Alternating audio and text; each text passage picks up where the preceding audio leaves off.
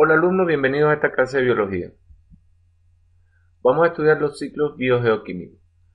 Pues resulta que la materia tiene un constante flujo e intercambio de energía con todos los seres vivos. Pues nosotros los seres vivos somos sistemas abiertos e inclusive siempre estamos en intercambio de energía, materia orgánica, con nuestros ecosistemas. Entonces, ¿qué nos hace pensar esto? Que hay diferentes factores en todos los ecosistemas que intervienen en él. Factores abióticos y factores bióticos. Los factores bióticos son todos los que están fluyendo de manera cíclica a través de los organismos, en este caso factores que se pueden denominar vivos, y los factores abióticos que son componentes sin vida en lo absoluto, ¿ok? Como por ejemplo el aire y el suelo. Conversemos sobre varios ciclos. Vamos a empezar sobre el ciclo del agua. El ciclo del agua tiene 5 fases y este consta de la precipitación, escurrimiento, percolación, evaporación y condensación. ¿Ok? ¿En qué consiste cada uno de estos? Precipitación no es más que todo el agua contenida en las nubes por condensación cae en forma de nieve, granizo o lluvia.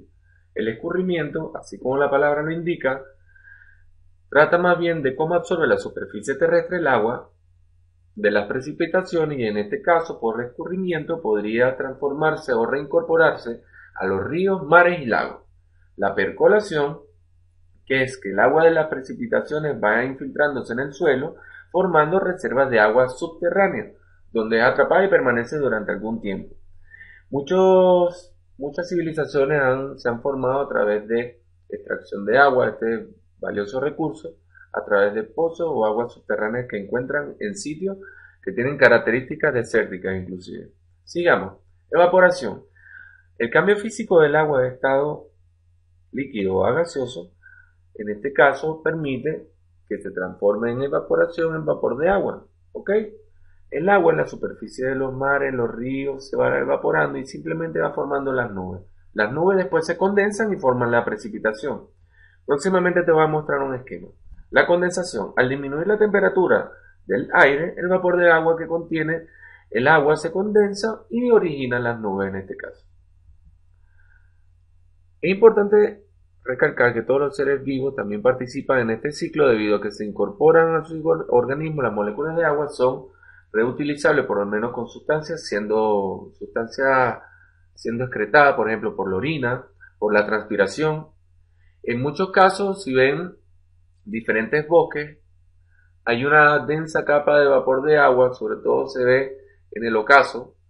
Esto es indicio de que hay una alta transpiración por parte de las plantas y bueno, usualmente las plantas transpiran es después de terminado el ciclo de luz, por eso se ve en el ocaso siempre. Bueno, el hecho es que aproximadamente el 97% del agua es absorbida por las plantas y es liberada por transpiración. Así que en gran parte de aquí los seres vivos también tenemos que ver con este ciclo.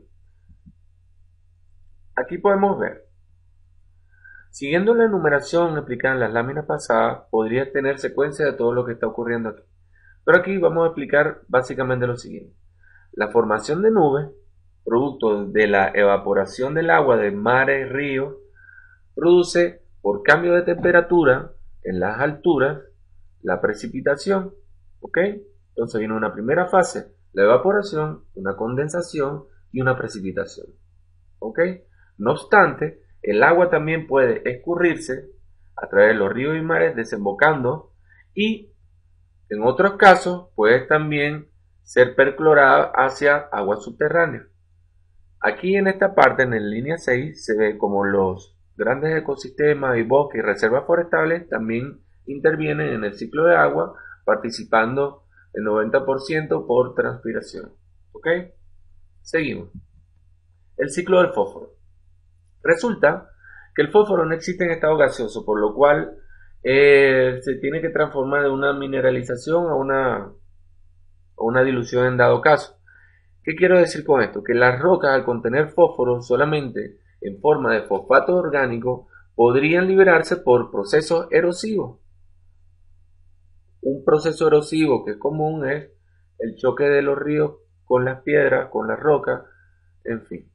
Ahora, al alimentarse de organismos productores, los consumidores primarios, que en este caso son los rumiantes, que pueden ser las vacas, los chivos, los cabritos, por ejemplo, incorporan los fosfatos a su sistema. De esta manera, el fósforo puede transitar a través de tramas tróficas. ¿Qué son las tramas tróficas? Son lugares que ocupan cada ciertos individuos en la cadena alimenticia.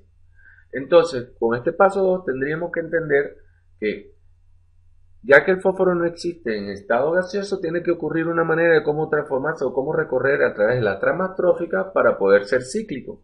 En este caso, los herbívoros participan en la alimentación de ciertas especies de plantas del mundo vegetal, que éste está absorbiendo el fosfato en su sistema por absorción de agua o diferentes factores que intervienen en él. Ok.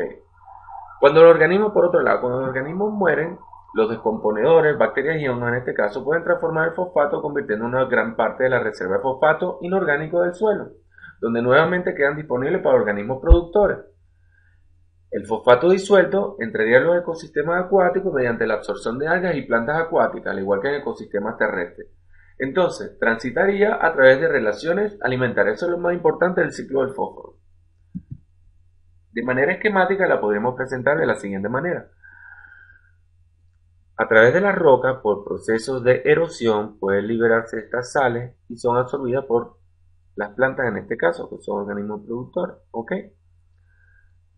Los organismos que se alimentan de la planta, en este caso herbívoros, van a incorporar los grupos fosfatos al organismo y valga la redundancia, y en el momento de que estos mueren al descomponerse, diferentes bacterias y hongos se encargan de mantener estas sales que en algún momento se podrían escurrir a lagos y ríos y a su vez podrían ser reabsorbidos por plantas o el reino vegetal. Ciclo del carbono y del oxígeno. Pues el carbono es el principal componente de las moléculas orgánicas, tal como los hidratos de carbono, ácidos nucleicos, proteínas y lípidos, siendo esencial para la construcción y funcionamiento de todos los seres vivos. Y el oxígeno interviene en el intercambio gaseoso de muchos seres vivos, así como también interviene en diferentes reacciones químicas por las cuales nosotros nos mantenemos vivos en la actualidad. Por tanto, podríamos decir que, por ejemplo, por el proceso de combustión podría haber una emanación de dióxido de carbono generado en la actividad volcánica, que son, por ejemplo, los incendios forestales y el uso del carbón y del petróleo, el gas natural, que se puede liberar por cualquier función a la naturaleza o a la atmósfera en forma de anhídrido carbónico o de CO2. Este es uno de los principales aportes de CO2 en el mundo. Ahora, por otro lado, en la fotosíntesis, en la respiración, los combustibles fósiles y en la descomposición de la materia orgánica intervienen y están presentes el CO2 y el oxígeno atmosférico. ¿Okay? Por ejemplo, en la fotosíntesis, los organismos autótrofos son autótrofos porque ellos mismos pueden producir su alimento, en este caso las plantas, incorporarían el CO2 atmosférico o lo que está disuelto en agua o las partículas que están disueltas en agua y lo utilizan para producir materia orgánica como la glucosa y esta, como efecto de su reacción, una liberación de oxígeno a la atmósfera. Durante la respiración, el oxígeno atmosférico nosotros lo utilizamos y al final, después de todo el proceso respiratorio, se libera CO2. Los combustibles fósiles. Estos compuestos, por ejemplo, como el petróleo, el diésel, se formaron hace millones de años a partir del resto de todos los organismos. ¿Okay? Tuvieron un proceso de transformación durante muchos años. Ahora, al usarlo como una alternativa para liberar energía o para transformarlo en energía, se pone en circulación el carbono que lleva millones de años retenido en ellos, produciendo ¿qué? La combustión, liberando así CO2. Producto de la sobrepoblación y la sobreexplotación y la mala planificación en muchos países o en muchos territorios, la emanación de CO2 a costa de utilización de combustibles fósiles ha aumentado exageradamente, contribuyendo al efecto de gases del efecto invernadero. Ahora, otro tema, la descomposición de materia orgánica. Los descomponedores como los hongos y bacterias emplean el carbono presente en las moléculas orgánicas de desechos o restos orgánicos para realizar la respiración celular y en este caso lo devuelven al ambiente como CO2. Aquí en esta imagen podemos ver cómo se presenta todo este ciclo. ¿Okay? Los gases de la combustión emanan anhídrido carbónico y CO2. Por otro lado, el CO2 es utilizado por las plantas para liberar oxígeno. Y así en este caso, este ciclo estaría completamente, valga la redundancia, cerrado, manteniéndose en constante movimiento y transformación. Ciclo del nitrógeno. Además de constituir alrededor del 78% de los gases que forman la atmósfera, el nitrógeno es uno de los elementos más importantes en los seres vivos, pues forma parte de diferentes moléculas, entre ellos están las estructuras proteicas, los ácidos nucleicos, que son los que conforman nuestro ADN. Ok, para que ocurra el ciclo del nitrógeno tiene que haber una previa fijación del nitrógeno. En este proceso se refiere más bien a la combinación del nitrógeno con hidrógeno u oxígeno.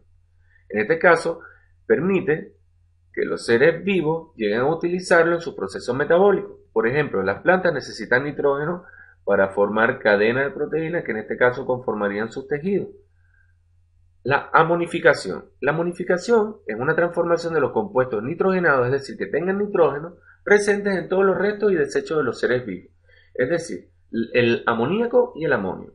Estos productos pueden generarse después de la descomposición de la materia orgánica, por ejemplo, la putrefacción de las carnes, entre otros. ¿Ok? La nitrificación.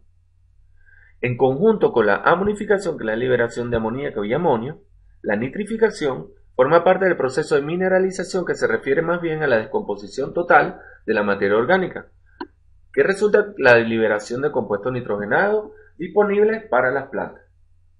Y la desnitrificación, que tiene una gran importancia ecológica, como por ejemplo, mira, mantiene la potabilidad de las aguas dulces porque las elevadas concentraciones de los iones nitratos pueden resultar tóxicas. En este proceso participan las bacterias desnitrificadoras como las pseudomonas, los bacilos, que invierten la acción de las bacterias fijadoras de nitrógeno y nitrificadoras, devolviendo el nitrógeno al ambiente para transformar el nitrato en nitrógeno gaseoso. Ahora, la asimilación. Las raíces de las plantas absorben el amoníaco, el amonio y el nitrato, formados por la fijación de nitrógeno y la nitrificación, e incorporan el nitrógeno en proteínas. En este caso, forma parte el reino vegetal, en la asimilación de estos componentes. Ok, aquí explicamos de manera esquemática cómo el paso 1, a través de las grandes extensiones de bosque, se puede producir la asimilación del nitrógeno que va a ser en algún momento liberado de manera gaseosa a la atmósfera. ¿Ok? Ciertos organismos descomponedores ayudan a la desnitrificación, a la producción de sales de amoníaco y amonio. Y en este caso, los compuestos nitrogenados serían reabsorbidos en este caso por los seres vivos que ocupan el ecosistema, mientras ciertos organismos como hongos y descomponedores lo vuelven a fijar para ser asimilados después posteriormente por las plantas. Ahora, cadenas y redes alimentarias. Existen organismos que pueden sintetizar sus propios alimentos, en estos casos son los autótrofos, tales como las plantas, y otros heterótrofos, que son los que necesitan de otros organismos para sintetizar sus alimentos. En este caso están incluidos los omnívoros, los organismos omnívoros, que son los que comen tanto plantas como animales, y organismos descomponedores, tales como hongos. ¿Ok? En una relación trófica pueden ser los consumidores, que son los organismos heterótrofos, y los autrótrofos van a ocupar ciertos roles, que en este caso le permitiría ocupar una función en la cadena trófica. ¿Qué es una cadena trófica o cadena alimentaria? En un ecosistema resulta que la energía pasa de un organismo al siguiente por las mismas rutas de alimentación. ¿Ok? Es decir, un organismo autrótrofo está interviniendo en el flujo de energía de igual manera que un heterótrofo. ¿Ok? Por ejemplo, un organismo autótrofo iniciaría el ciclo captando la luz solar, que con esto formaría, gracias a la fotosíntesis, una serie de azúcares que ayudarían a formar el tejido en las plantas. Y esta energía, liberada también en una parte en calor, podría ayudar a que otros organismos consumidores primarios puedan alimentarse de ella, manteniendo un flujo de transformación de esa energía. Algo así como que un ser vivo se alimenta del otro. Los seres vivos necesitamos de energía y alimentarnos de energía para mantenernos vivos, y en este flujo constante de energía se realizan y se desenvuelven diferentes ciclos de vida también. Aquí un ejemplo. Un ejemplo básico de una cadena trófica es sencilla. La energía proveniente del Sol es transformada por el primer nivel trófico, que son los organismos productores. Este es consumido por un segundo nivel trófico, que son en este caso herbívoros. Después, como posteriormente, los depredadores, que ocuparían el tercer nivel trófico. Y los descomponedores, que son los encargados de, en este caso, descomponer tanto a los organismos del tercer nivel como del primer nivel. No obstante, y claramente, toda la formación o acumulación de energía proveniente del Sol a través de las plantas, herbívoros, depredadores y hongos tienen una liberación de calor. Y esta liberación de calor es la que permitió a muchos científicos dar como concepto el flujo de energía a través de los ecosistemas. Bueno, alumnos, y con esto nos despedimos. Hasta la próxima clase.